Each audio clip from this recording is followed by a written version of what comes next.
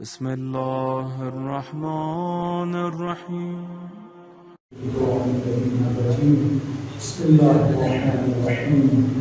الحمد لله رب العالمين بارئ الخلائق أجمعين، والصلاة والسلام على نبينا وشهيد ذنوبنا وطبيب قلوبنا مولانا ومولى الثقلين جد الحسن والحسين أبي القاسم محمد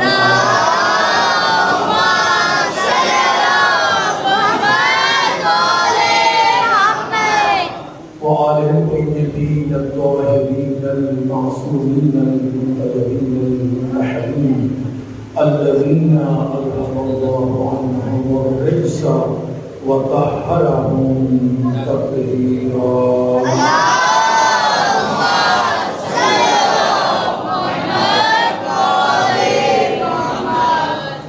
ولعنة الله على أعدائهم أجمعين من يوم قضاوتهم إلى قيام يوم الدين. أما بعد، فقد قال الله الحكيم في كتابه المبين وفرقان الحميد وقوله الحق. بسم الله الرحمن الرحيم. الذين يتبعون الرسول النبي الأمي الذي يجدونه مكتوبا في التوراة والإنجيل. صلاة محمد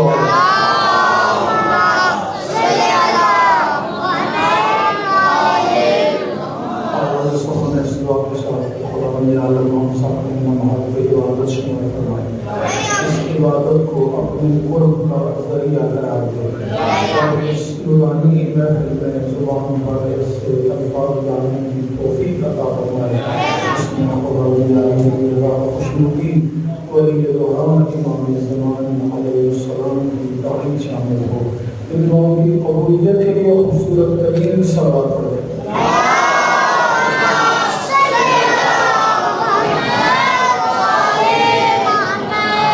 جشن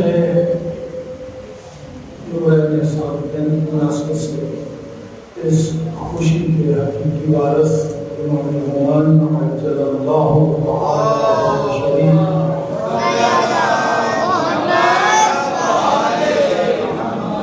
اور آپ تمام مومنین کی خدمت میں عدیہ تقریب پیش کرتا ہوں. خوش قسمت ہیں ہم کہ ہم آل محمد کی آمد پر جشن منا کے اور ان کی شہادت پر غم منا کے دنیا کو یہ بتاتے ہیں کہ ہم مسیحی نہیں. ہم دنیا کو یہ پیغام دیتے ہیں کہ ہم مسیحی نہیں. ہمارا ایمان ہے کہ جو دنیا میں آیا ہے اور پھر ایک دن گیا ہے وہ خدا نہیں. آج جن دو ہستیوں کا ذکر ہے وہ بہت ہی عظیم ہستیاں ہیں جن کا نور بھی ایک ہے، جن کا وجود بھی ہے، جن کا عمل بھی ہے، جن کی سیرت بھی ایک ہے، جن کا کردار بھی ایک ہے، جن کی گفتار بھی ایک ہے.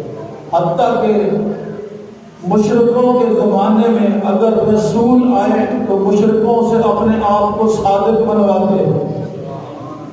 اور جس زمانے میں پوری امت مسلمہ میں سچائی کا بول بالا ہو، ان سچوں میں جو اپنے آپ کو صادق بنائے اسے رسول کا بیٹا جعفر صادق کہا جاتا ہے.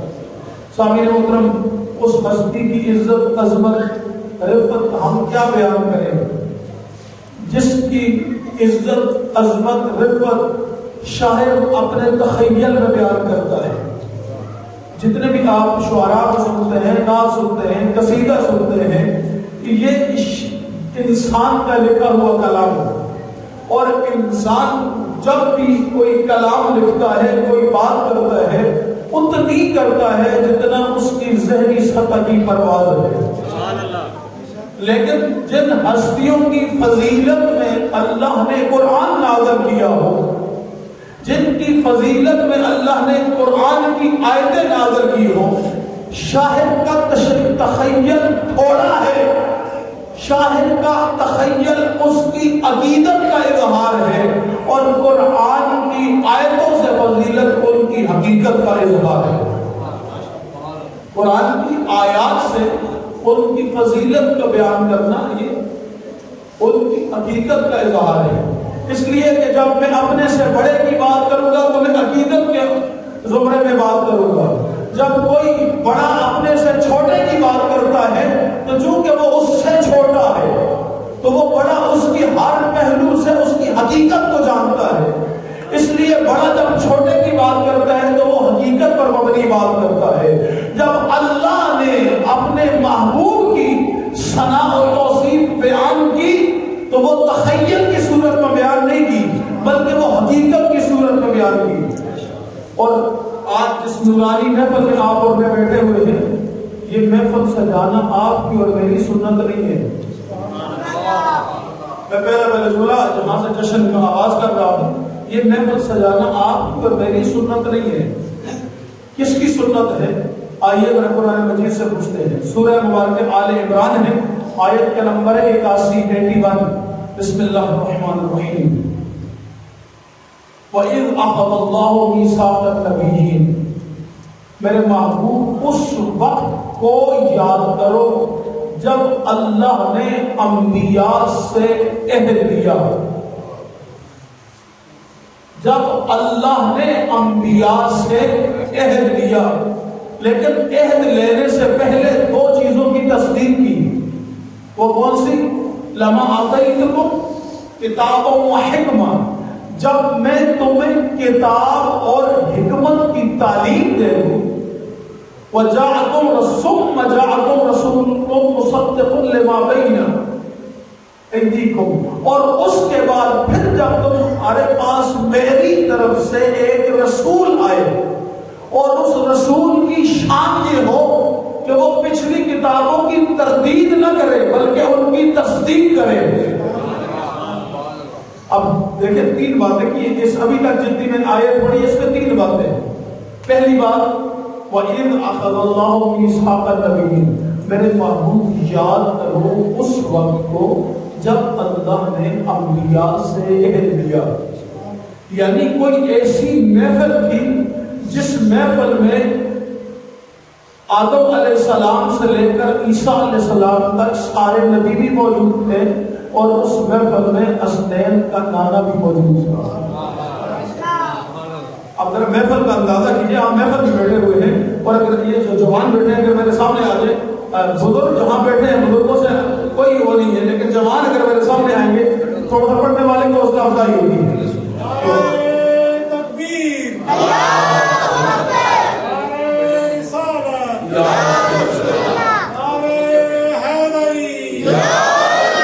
کیونکہ بزرگوں کو سبق سنانا ہے ہم نے، لیکن اس نئی نسل کو ایجوکیٹ کرنا ہے، تو جن کو میں نے سنانا ہے وہ اگر میرے ساتھ ہم فکر نہیں ہوں گے، میرے ساتھ ساتھ سفر نہیں کریں گے تو میری باتوں تک پہنچے گی نہیں، وقت ضائع ہو جائے گا۔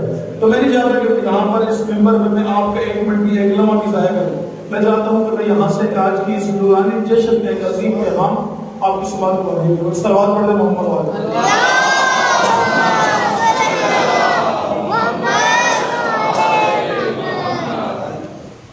تو عرض ہی کر رہا تھا، اب ذرا منظر دیکھیے گا۔ وَإِذْ أَخَذَ اللَّهُ مِيثَاقَ النَّبِيِّينَ، میرے محبوب یاد کرو اس وقت کو جب اللہ نے انبیاء سے عہد لیا۔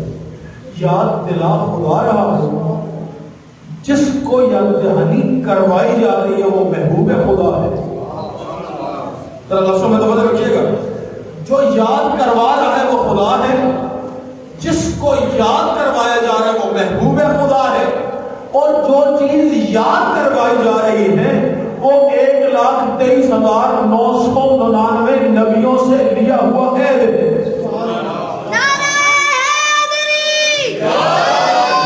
1,23,999 نبیوں سے لیا ہوا عہد ہے۔ میرے محبوب یاد کرو اس وقت کو۔ اب تمام مفسرین سے جا کر پوچھئے یہ کون سا وقت تھا جب آدم سے لے کر مصطفیٰ تک سارے نبی اکٹھے تھے؟ اگر آپ نے جملے کا لطف محسوس نہیں کیا، یہ کون سا وقت تھا؟ نہیں، جملے کو بدل کے کہہ رہا ہوں، یہ کون سی جگہ تھی جہاں آدم سے لے کر مصطفیٰ تک، محبوب خدا تک سارے نبی اکٹھے تھے، اور اس محفل میں اللہ باقی نبیوں سے عہد لے رہا تھا. تو ہر مفسر نے یہ بھی لکھا کہ یہ زمین کی بات نہیں تھی. آئے ہائے جملہ نہیں سمجھا پایا. کہا یہ محفل زمین پہ نہیں سجی تھی. مجھے کہاں سجی تھی؟ کہا یہ محفل عرش پہ سجی تھی. اچھا یہ لے کون رہا تھا؟ خدا لے رہا تھا. کن سے لے رہا تھا؟ انبیاء سے. کس کے لیے لے رہا تھا؟ کہ اسنین کے نانا کے لیے. آئے ہائے ذرا تھوڑا سا جاگیے گا. کس کے لیے لے رہا تھا؟ کہ اسنین کے نانا کے لیے. تو سامعین محترم پھر اس محفل میں بیٹھ کر ذرا ایک لمحے کے لیے آپ یہ محسوس تو کریں کہ یہ کائنات نہیں تھی اور ذکر مصطفیٰ کی محفل تھی. ذاکر خدا تھا، سامع انبیاء تھے، اور مہمان خصوصی محبوب خدا تھا. اچھا جب عہد اللہ لے رہا تھا تو عہد لینے سے پہلے ایک بات بڑی عجیب تھی. اما لما اعطیتکم کتابوں و حکمہ، جب میں تمہیں کتاب اور حکمت کی تعلیم دے دوں. اتنا لطیف نقطہ ہے اس آیت میں کا کہ اگر اس پہ تھوڑا سا ٹھہر جائیں اور اس کو سمجھ لیں تو یقین مانے کہ بہت سارے مسائل ہمارے قوم کے حل ہو جائیں. اللہ بغیر کتاب اور حکمت لیے ہوئے بھی انبیاء کو کہہ سکتا تھا عہد کرو. کہہ سکتا تھا نا. بغیر کتاب اور حکمت کے بھی انبیاء کو خدا کہہ سکتا ہے عہد کرو میرے ساتھ. لیکن اللہ اتنا عادل ہے، وہ کہتا نہیں پہلے کتاب اور حکمت دو چیزیں اکٹھی ہوگا. اس لیے کہ اگر علم نہ ہو تو بھی انسان معرفت حاصل نہیں کر سکتا، اور اگر علم ہو اور اس علم کو کب اور کہاں استعمال کرنا ہے یہ سلیقہ نہ ہو. پتہ نہیں جملہ میں سمجھا پائے گا؟ میں بہت لطیف سا جملہ کہنا چاہ رہا ہوں. اگر انسان کے پاس علم ہو، بہت سارے ایسے لوگ ہیں جن کے پاس علم بہت زیادہ ہے. مثلا آج کل کھڑے کے اوپر بیٹھے ہوئے مجتہدین ہوتے ہیں. ہر بندے کے پاس اپنی توجیہ مسائل ہوتی ہے، ہر بندہ اپنی مرضی سے فتویٰ دیتا ہے. یہ جو فتویٰ دے رہا ہے ہر بندہ یہ کیا کر رہا ہے؟ یہ اپنے علم کا اظہار کر رہا ہے نا. لیکن اس عالم کے پاس علم ہے لیکن اس کے پاس حکمت نہیں ہے. یہ عالم ہے، حکیم نہیں. اس لیے اگر علم کے ساتھ حکمت نہ ہو تو اسے یہ پتہ ہی نہیں چلتا کہ کون سی بات میں نے کب اور کہاں کہنی ہے. اور جو بات کسی جگہ پر دیکھے شراب ازل سے حرام تھی، تو جو میں دلیل دے رہا ہوں شراب ازل سے حرام تھی، لیکن مکی 13 سالہ زندگی میں جنہوں نے کلمہ پڑھا وہ بھی پیتے رہے. میں دلیل دے رہا ہوں آپ کو، وہ بھی پیتے رہے لیکن میرے نبی نے نہیں پی. آل محمد میں سے کسی ہستی نے اس کے ہاتھ بھی نہیں لگایا، لیکن وہ جو نو مولود مسلمان تھے وہ پیتے تھے. رسول خدا نے کو منع نہیں. کب منع کیا؟ جب طاقت اور اقتدار ہاتھ میں آ گیا، جب یہ یقین ہو گیا کہ اب اگر کسی نے اس اصول کی خلاف ورزی کی تو آپشن 2 بھی ہے. ہائے ہائے آپشن 2 بھی ہے. آپشن 2 کیا ہے؟ پہلے کہا نہیں پینی، اگر پیو گے تو اس کے 80 کوڑے لگیں گے. اب جب اقتدار اور طاقت ہاتھ میں آ گئی تو فوراً آئے گا کہا آج کے بعد نہیں چلے گی شراب، اور اس کے بعد اگر کسی نے پی تو اسے 80 کوڑے مارے جائیں گے. یعنی جب علم کے ساتھ حکمت آ جاتی ہے تو پھر جب جہاں پر کوئی بات کہنی ضروری ہوتی ہے پھر انسان اس بات کو وہیں پر کہہ رہا ہے. اس لیے اللہ انبیاء کے لیے شرط رکھ رہا ہے کہ میرے محبوب کی اس وقت تک تصدیق نہ کرنا جب تک تمہارے پاس کتاب اور حکمت نہ ہو. کتاب اور حکمت. اور اس کی میں ایک سادہ سی دلیل صحابہ کرام میں سے مکتب اہل بیت کے عقیدے کے مطابق جو سب سے افضل ترین ہستی ہے وہ حضرت سلیمان پارسی. ہمارا عقیدے میں اہل سنت کے عقیدے کی بات نہیں کرتا، میں مکتب تشیع کا عقیدہ بیان کرتا ہوں. ہمارے عقیدے کے مطابق صحابہ کرام رضوان اللہ علیہ مجمعین میں سے جو سب سے افضل ترین شخصیت ہے وہ حضرت سلیمان پارسی ہے. ایسا ہی ہے. آپ نے حضرت سلیمان فارسی کا ایمان قبول کرنا اور کتابوں کا مطالعہ کریں، انہوں نے ایمان کیسے قبول کیا؟ فارس سے چلے، کبھی ایک راہب کے پاس، کبھی دوسرے راہب کے پاس، شام میں آ کر ٹھہرے، انتظار کرنے لگے آخری مسیح کا۔ جب ان کا جو پتہ چل گیا کہ وہ مکہ سے سفر کر کے مدینہ کی سرزمین پر آ چکے ہیں، اب اپنے جس کے پاس تھے، جس دین پر تھے، اس رہبر سے اجازت لی، کہا میں جس کے تلاش میں ہوں میں اس کے لیے جا رہا ہوں۔ کیونکہ وہ عالم تھا، اس عالم نے کہا جا ضرور رہا ہے لیکن پہلے پہچاننا پھر ایمان لانا۔ میں پوری ذمہ داری کا روایت پڑھ رہا ہوں، کہا پہلے پہچاننا پھر ایمان لانا۔ کہا پہچان کیا ہے؟ ہاں پہچان کیا ہے؟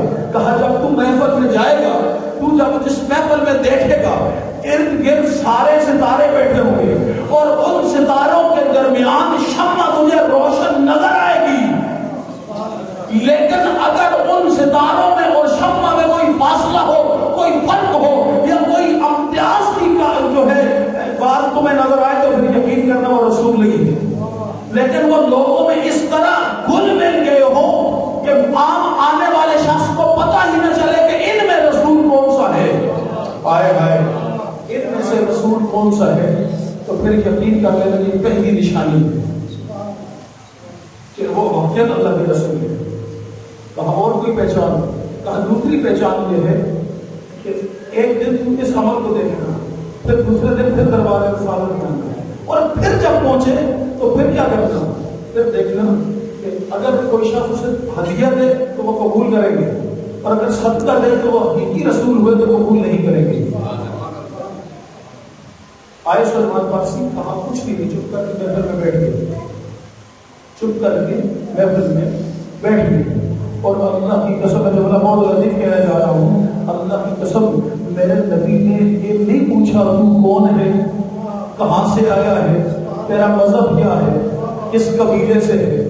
ہائے ہائے، خدا کی قسم، خدا کی قسم میرے مصطفیٰ نے نہیں پوچھا تو کون ہے، میں رپیٹ کر دوں تاکہ آپ کے ذہن میں بیٹھے ہیں، کون ہے، کہاں سے آیا ہے، کس قبیلے سے ہے، کس قوم سے ہے، کیوں آیا ہے، کوئی ایک سوال بھی نہیں کیا۔ کیوں نہیں کیا؟ اس لیے کہ یہ دربار رسالت ہے، یہاں لوگوں کو بلایا جاتا ہے، بگایا نہیں جاتا۔ یہاں پر لوگوں کو بلایا جاتا ہے، یہاں سے بگایا نہیں جاتا۔ یعنی اگر ہماری معافل بھی ایسی ہی ہو جائے، ہماری مجالس بھی ایسی ہی ہو جائے کہ تاکہ آنے والا بے فکر ہو کے، بے غم ہو کر اس نیت کے ساتھ، اس جو ہے سوچ کے ساتھ آئے کہ میں جب وہاں جاؤں گا تو کوئی ایسی بات میرے ذہن تک نہیں آئے گی جو حقیقت کے خلاف ہو یا جس سے میرے مقدسات کی توہین ہو رہی ہو، تو وہ بے درخت ہوگا، آپ کی محفل میں آئے گا۔ جب وہ محفل میں آئے، آپ کی بات کو سنے تو آپ کی بات کے اندر اتنی چاشنی ہو کہ وہ ایک دفعہ اٹھے اور اٹھ کر کہے ہاں میں جس محفل میں گیا تھا وہ وہاں کے آل محمد کے چاہنے والوں کی محفل تھی۔ تو پھر یہ سمجھ لیں کہ آپ کا پیغام آپ نے حقیقت میں پیغام دیا ہے۔ اب دوسرے دن سلمان فارسی آ کے بیٹھ گئے، ایک شخص نوکر ہوا کہ یا رسول اللہ یہ کھجور ہے، پھر نبی اسلام کو آیا مجھے صدقے کے لیے یہ ہدیہ ہے، کہا یا رسول اللہ یہ صدقہ ہے، کہا میرے اصحاب نے تقسیم کر دیا، ہاتھ بھی نہیں لگایا، کہا میرے اصحاب نے تقسیم کر دیا، تقسیم ہو گئی۔ کچھ دیر کے بعد اور شخص آیا تشریف لائے ہوئے، کہا رسول اللہ یہ ہدیہ ہے، رسول خدا نے لیا، خود بھی تناول فرمایا اور صحابہ بھی، اور اپنے اہل بیت کے لیے میں سے لے جائے۔ اب سلمان فارسی اٹھے اور اٹھ کر قدموں پہ آ کر کہا جس مسیح کا میں منتظر تھا وہ واقعہ تو ہی ہے۔ یہ کب ہوا؟ جب سلمان فارسی کے پاس علم بھی تھا، اور پھر اس علم کے ذریعے سلمان فارسی نے حکمت کے ساتھ آ کر پہچانا۔ اب اگر علم کے ساتھ حکمت نہ ہوتی تو کیا ہوگا؟ سلمان فارسی آتے مدینے والوں بتاؤ کون ہے تم میں محمد، کوئی بھی پکڑ کرتا تو یہ ہے۔ ایک یہ بھی طریقہ تھا نا، آگے پوچھ لیتے کون ہے، یہ کام نہیں کیا، یعنی یہ تو جانتے ہیں نا کہ میں نے محمد رسول اللہ کے اوپر ایمان لانا ہے، اتنا سفر میں طے کر کے آئے، لیکن یہ کام نہیں کیا، یعنی علم کے ساتھ حکمت کا استعمال کیا۔ اس لیے اللہ رب العزت نے انبیاء کے لیے شرط رکھی، لما آتیتکم کتاب و حکمت، جب میں تمہیں کتاب اور حکمت عطا کر دوں، ثم جاءکم رسول مصدق، اس کے بعد جب ایک سچا رسول تمہارے پاس آئے، لما بین ایدیکم، جو کچھ تمہارے پاس ہے اس کی تصدیق کرے، اس کی تصدیق کرے۔ اب کتنی پہچانے، پہلے کیا تھا؟ کتاب اور حکمت کی تعلیم کے بعد اس کی تصدیق کرنا، جو سچا بھی ہو اور تمہارے پاس جو ہے اللہ کی طرف سے نازل کرتا اس کی تصدیق بھی کرے۔ پھر تو کیا کرنا؟ والا تو نبی، بس اس پر تم ایمان لانا، کافی ہے اور اس پر ایمان بھی لانا اور اس کی مدد بھی کرنا، ایمان بھی لانا اور اس کی مدد بھی کرنا۔ عہد اللہ لے رہا ہے، انبیاء سے لیا جا رہا ہے، اسنین کے نانا کے لیے لیا جا رہا ہے، عرش پر نہیں عرش پر لیا جا رہا ہے۔ یعنی کتنی خوبصورت محفل ہے کہ ایمان بھی لاؤ اور ساتھ میرے محبوب کی مدد بھی کرنی ہے۔ اچھا، کبھی عہد کیا خدا کی تعالیٰ نے، پھر خدا نے سوال کیا انبیاء سے، اقررتم، کیا تم اس کو اقرار کرتے ہو؟ وَأَخَذْتُمْ عَلَىٰ ذَلِكُمْ إِصْرِي، اور جو کچھ تمہیں کہا گیا ہے اسے قبول کرتے ہو، اس ذمہ داری کو اپنے کاندھوں پہ اٹھاتے ہو؟ قَالُوا أَقْرَرْنَا، سارے نبیوں نے کہا کہ ہم اس کا اقرار کرتے ہیں، ہم اس کا اقرار کرتے ہیں۔ دو باتوں کا اقرار کیا انبیاء نے، ہم حسنین کے نانا پر ایمان بھی لائیں گے اور حسنین کے نانا کی مدد بھی کریں گے، ایمان بھی لائیں گے اور مدد بھی کریں گے۔ اور 10 آیتیں میثاق النبیین، سارے نبیوں نے عہد لیا، سارے نبیوں نے یہ عہد اللہ سے کیا، سارے نبیوں سے اللہ نے یہ عہد لیا، ایمان بھی لاؤ اور ایمان کے ساتھ اس کی مدد بھی کرنی ہے۔ تو سامعین محترم، آپ امت مسلمہ سے اس آیت کو ذہن میں رکھتے ہوئے سوال کرنے کا حق تو رکھتے ہیں۔ ایمان تو سارے نبی لائے، لیکن بتاؤ حسنین کے نانا کی کس نبی نے مدد کی؟ کوئی بدر میں نبی نظر آیا مدد کرنے والا؟ کوئی احد میں مدد کرنے والا نظر آیا؟ کوئی خندق میں مدد کرنے والا نظر آیا؟ یعنی تو کہیں پر بھی یہ نہیں کہہ سکتے کہ عیسیٰ علیہ السلام نے فلاں جنگ میں رسول اللہ کی مدد کی تھی، موسیٰ علیہ السلام نے فلاں جنگ میں رسول اللہ کی مدد کی تھی۔ تو پھر اللہ جب مدد کا عہد لے رہا ہے تو یا تو نعوذ باللہ من ذالک اللہ کا عہد جھوٹا ہے، یا پھر مصطفیٰ کی مدد تو کرنی ہے لیکن خود ضروری نہیں کہ مصطفیٰ کے ذریعے ہو، بلکہ کوئی بھی میرے نبی کا نمائندہ ہو تو اس کا کوئی نبیوں کا نمائندہ بن کر اس کے ساتھ آ جائے اور اس کی فوج کا جرنیل بن کے۔ میں نے جو منظر بیان کیا آپ نے تھوڑا سا فکر کو بلند کریں، جملے کو ریپیٹ کر رہا ہوں، یعنی پھر ماننا پڑے گا جب اللہ نے انبیاء سے مدد کا عہد لیا ہے۔ اس جنگ میں نبی نے مدد کی نہیں، رسول اللہ قرض باقی ہے، جب قرض باقی ہے تو پھر انبیاء تو ظاہر موجود رسول ہو جس کی مدد کی جائے، لیکن سارے شیعہ سنی اس بات پر متفق ہیں کہ رسول خدا کے وجود و برکت تو آج دنیا میں ظاہر رہا نہیں، پھر کیسے رسول خدا کی مدد کی جائے؟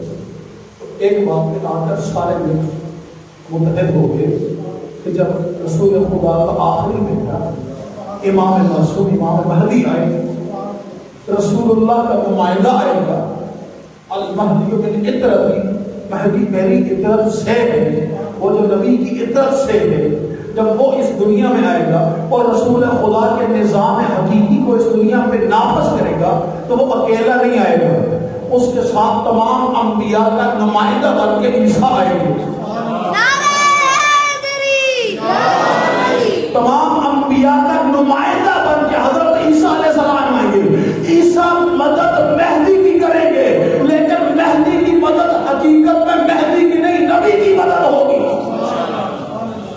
بات پہنچ گئی سامنے کو اللہ نے انبیاء سے پیدا کیا، یعنی اس محفل کی یہ عظمت ہے، اس محفل کو اللہ نے اتنی شان بخشی ہے کہ جہاں رسول کا ذکر ہو وہ محفل فرش پہ بعد میں عرش پہ پہلے سے کی. پہلی بات. اس کے بعد اگلی بات بنانے میں جس آیت کو میں نے آج کی محفل کے لیے سرنامہ کلام قرار دیا، اس آیت میں 3 پیغام ہیں. پہلا نبی کی شان کیا ہے، دوسرا نبی کا فرمان کیا ہے، اور تیسرا آپ اور میرا کام کیا ہے. آیت ایک ہی ہے، بس اسی میں زیادہ زحمت نہیں دوں گا، ایک ہی آیت پڑھوں گا. اس ایک آیت میں 3 پیغام ہیں، بس یہ 3 پیغام آپ کی سوال کو ہدیہ کر کے آپ کی زحمت تمام کروں گا. کون سے 3 پیغام ہیں؟ پہلا پیغام نبی کی شان کیا ہے. بسم اللہ الرحمن الرحیم.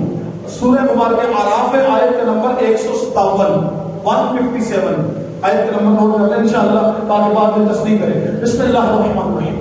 الذین یتبعون الرسول النبی الامی. وہ لوگ جو میرے اس محبوب کی پیروی کرتے ہیں جو نبی بھی ہے اور امی بھی ہے. نبی ہے، امی ہے، یعنی ان لوگوں سے اللہ کلام کر رہا ہے جو نبی کی پیروی کرتے ہیں، اس رسول کی پیروی کرتے ہیں جو نبی ہے اور امی ہے. پیروی نبی کی نہیں کی جا رہی، پیروی رسول کی جا رہی ہے. رسول کی شان یہ ہے کہ وہ نبی بھی ہے اور امی بھی ہے. اچھا، اب یہاں پر 2 لفظ اللہ نے نبی کی شان میں بیان کیے، ایک نبی ہے، ایک ہے امی. جب نبی کی بات کی اس لیے کی تاکہ دنیا کو پتہ چلے کہ نبی میں اور رسول کا فرق کیا ہوتا ہے. جو اللہ سے لے کر خود عمل کرے اسے نبی کہا جاتا ہے، اور جو اللہ سے لے کر اس کا دین امت کے سپرد کرے اسے رسول کہا جاتا ہے. فرق سمجھ آ گیا؟ میں جملے کو بدل کس طرح کہہ سکتا ہوں؟ جو خدا سے صرف لے اسے نبی کہتے ہیں، اور جو لے کر امت کے سپرد کرے اسے رسول کہا جاتا ہے. بات تو اسی لیے فرق ہے نبی اور رسول میں.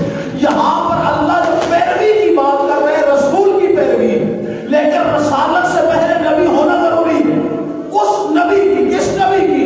اس نبی کی جو نبی اس وقت بھی نبی تھا جب آدم نہیں تھا، جو نبی اس وقت بھی نبی تھا جب آدم مٹی اور پانی کے درمیان میں تھا.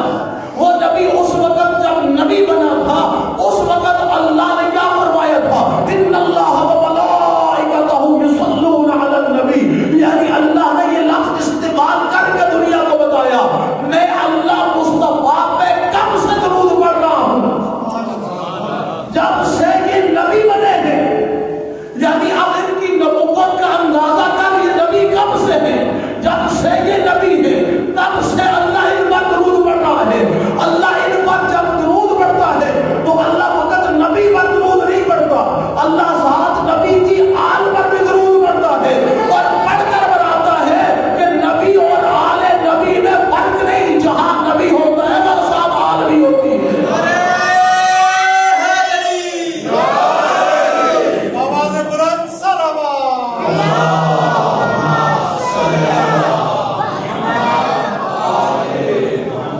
اور شیخ سعدی نے اس مسئلے کو حل کر دیا. شیخ سعدی نے اس مسئلے کو بہت آسان کر دیا. ان شعر کا بھلا اللہ کے کمال کا شخص گزار حسنت جمی و حسان 3 شعر لکھ لیے اور چوتھا مصرع نہیں آ رہا ہے. ایک دن گزرا، 2 دن گزرے، ایک ہفتہ گزرا، 2 ہفتے، 1 مہینہ، 2 مہینے، کئی مہینے گزر گئے، چوتھا مصرع ذہن میں نہیں آ رہا. ایک دن توسل کیا رسول خدا سے، یا رسول آپ کی نام لے رہا ہوں، اور چوتھا مصرع ذہن میں نہیں آ رہا. خواہ میں رسول خدا کی زیارت ہوئی اور میں شیخ صاحب کی لکھ صلو علیہ وآلہ، لیک صلو علیہ. یعنی شیخ سعدی کی نگاہ نبی تک تھی، اور نبی نے کہا اس وقت تک نبی کی نعت مکمل ہی نہیں ہوتی جب تک نبی کی آل شامل نہ ہو.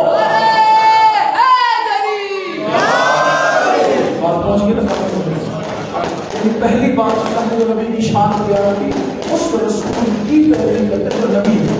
نبی کے ساتھ ہی لفظ استعمال کیا امی. اب امی کے 2 معنی ہیں. لفظ سے امی کے ایک معنی ہمارے برادران نے کیا ہے، وہ کہتے ہیں ان پڑھ.